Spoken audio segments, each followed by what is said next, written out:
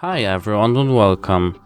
Today I have Samsung Music Frame LS60D and I'm going to show you how to easily download SmartThings app on your Android phone. Let's get started. So first we have to open Play Store app and then click search.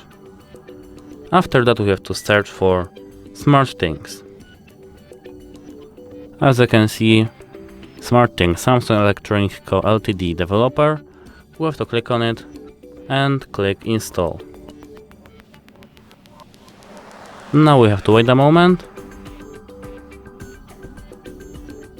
And now our app is ready to go. Thanks for watching, like and subscribe for more next videos and hope it helps you. Goodbye!